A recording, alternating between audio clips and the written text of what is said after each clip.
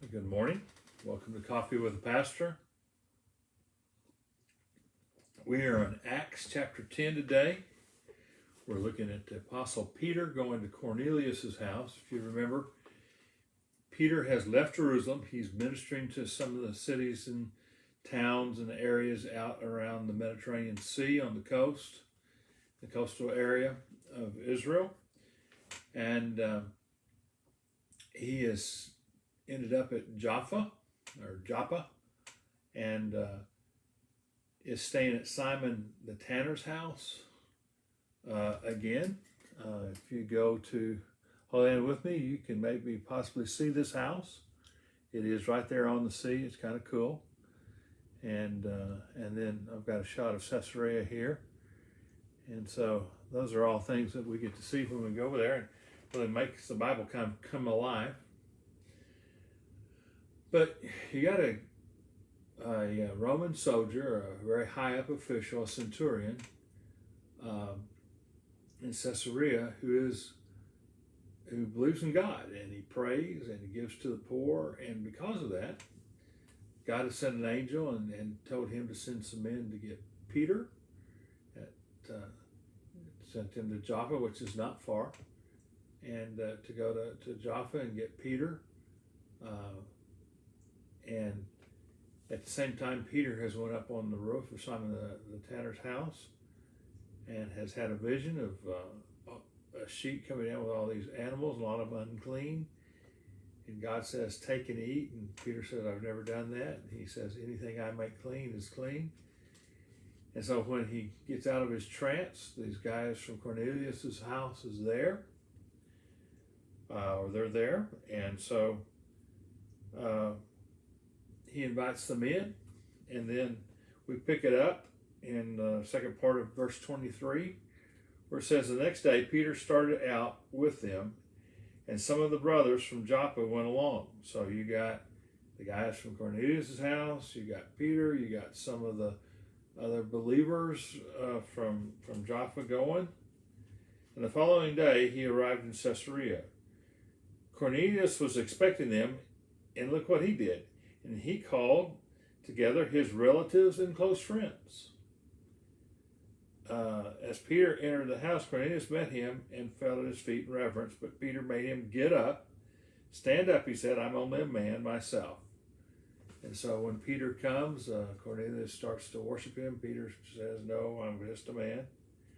Cornelius has invited all of his close friends and all of his family to be there. And talking with him, Peter went inside and found a large gathering of people. He said to them, you are well aware that it is against our law for a Jew to associate with a Gentile or visit him. Now, by Peter going into the house with Gentiles, he is breaking the Jewish customs. He's breaking one of the Jewish laws. They were not to go into a Gentile house. They were not to break bread with Gentiles. They were not to do any of those things with Gentiles. He says, but God. I always like that in the Bible, but God. But God has shown me that I should not call any man impure or unclean.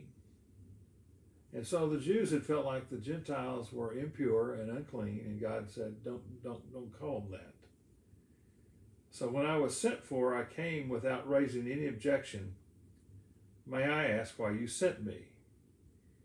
And then Cornelius is going to answer that 4 days earlier, and he's going to recount the story how he was praying, and God sent an angel to him, and he's going to talk about what's going on, that he had asked him to send some men to get him at Simon the tanner's house in Joppa. And then in verse 34 says, then Peter began to speak. I now realize how true it is that God does not show favoritism, but accepts men from every nation who fear him and do what is right. You know the message God sent to the people of Israel, telling the good news of peace through Jesus Christ, who is Lord of all.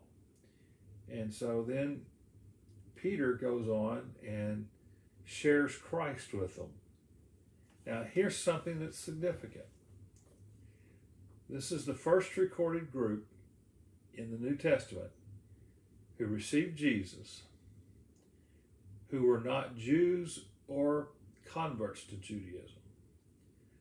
Up until this time, the early Christians had really no idea. They just thought that everybody who was going to accept Jesus would be Jewish or a Jewish convert because Jesus was a Jewish Messiah. That was not God's plan.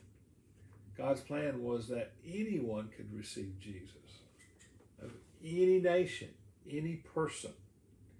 That was not God's will that any should perish. Jesus died for all of us. And Peter had been shown that, and now we have converts that are not Jewish. And it's going to start a whole huge revival and movement among the Gentiles. Probably most of you who are listening to this teaching today are Gentiles. Started here. This is where it began, where they were shown that God desired everyone to be part of his family. And he wants everyone to receive Jesus, not just the Jews.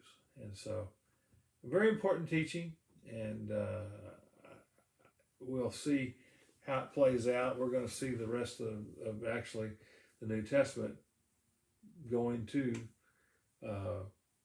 Gentiles, and then we're going to see how that there's some Christians who can't handle, some of the Jewish Christians can't handle the fact that these folks aren't becoming Jewish, because they think not only should they receive Jesus, but they should receive all the Jewish customs. And it's going to cause conflict in the church, and you're going to see that, how it plays out.